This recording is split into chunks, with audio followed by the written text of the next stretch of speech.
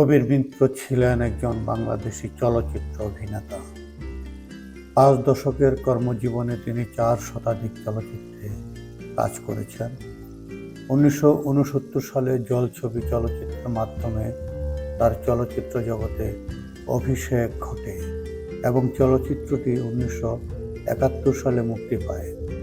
তিনি তিতাস একটি নদীর নাম, চাবুক সহ কয়েকটি চলচ্চিত্রে প্রধান চরিত্রে অভিনয় করেন। সর্বশেষ প্রধান চরিত্রে অভিনয় করেন রঙিন নবাব সিরাজউদ্দৌলা চলচ্চিত্রে। পরবর্তী সময় তিনি চরিত্রাভিনেতার দিকে মনোযোগী হয়ে ওঠেন। 1982 সালে তিনি বড় বাললোক ছিলেন চলচ্চিত্রের জন্য শ্রেষ্ঠ পার্শ্ব চরিত্র অভিনেতা বিভাগে জাতীয় চলচ্চিত্র পুরস্কার লাভ করেন।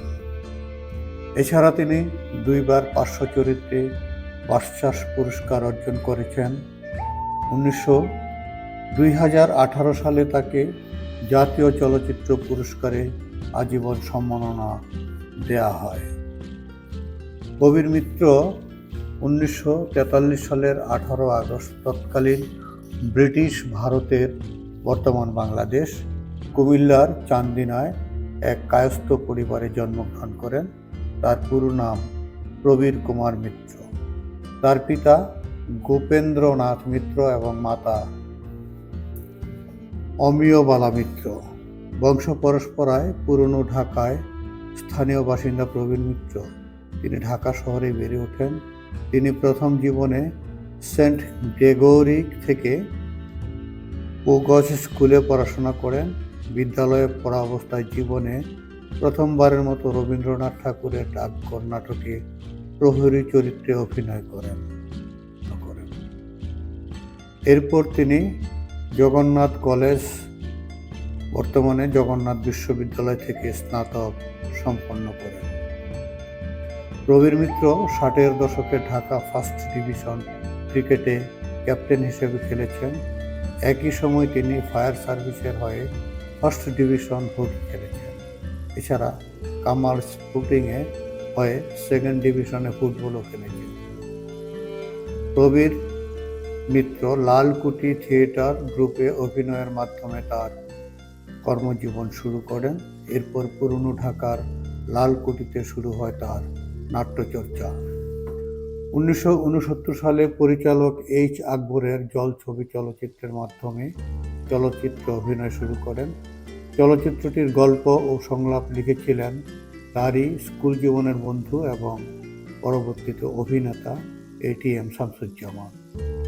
চলচ্চিত্রটি 1971 সালের 1 জানুয়ারি মুক্তি পায়। এরপর তিনি অদ্বৈত মল্লবর্ণের তিতাস একটি নদীর নাম উপন্যাস অবলম্বনে ঋত্বিক ঘটক পরিচালিত একই নামের চলচ্চিত্রে ত্রিশূর চরিত্রে অভিনয় করেন। 1982 সালে তিনি মোহাম্মদ মহিউদ্দিনের বড় ভালো লোক ছিল চলচ্চিত্রে ট্রাক চালক লক্ষ্মণ চরিত্রে অভিনয়ের জন্য শ্রেষ্ঠ পার্শ্ব অভিনেতা বিভাগে জাতীয় চলচ্চিত্র পুরস্কার লাভ করেন। পরের বছর তিনি সীমার চলচ্চিত্রে অভিনয় করে শ্রেষ্ঠ পার্শ্ব অভিনেতা বিভাগে বাচসাস পুরস্কার অর্জন করেন। তিনি বুলবুল আহমেদের রাজলক্ষ্মী শ্রীকান্ত চলচ্চিত্রে অভিনয়ের জন্য শ্রেষ্ঠ পার্শ্ব অভিনেতা বিভাগে তার দ্বিতীয় বাচসাস পুরস্কার অর্জন করেন। প্রবীর মিত্র তার প্রেমিকা সেলিনা হোসেন অজন্তাকে বিয়ে করেন। এক সাক্ষাৎকারে তিনি বলেন যে বিয়ে করার সময় তিনি হিন্দু ধর্ম থেকে ইসলাম ধর্মে ধর্মান্তরিত হন এবং এই ধর্মেই আছেন। তখন তার নাম রাখা হয় হাসান ইমাম। অজন্তা 2000 সালে মৃত্যুবরণ করেন। এই দম্পতির 3 ছেলে ও 1 মেয়ে। তারা হলেন মিঠুন মিত্র, ফেরদৌস পারভিন, সিফাত ইসলাম ও শামিউল ইসলাম। ছোট ছেলে শামিউল 2012 সালের 7 মে মৃত্যুবরণ করেন। প্রবীর মিত্রকে বেশ কিছু শারীরিক জটিলতার কারণে 2024 সালের 22 ডিসেম্বর রাজধানীর একটি বেসরকারি হাসপাতালে ভর্তি করা হয় এবং 2025 সালের 5 জানুয়ারি তিনি হাসপাতালে শেষ নিঃশ্বাস ত্যাগ করেন। 6 জানুয়ারি বিকেল 3:30 আজিমপুর কবরস্থানে তার দাফন সম্পন্ন হয়। Nafiz Ashraf, TNN TV 24।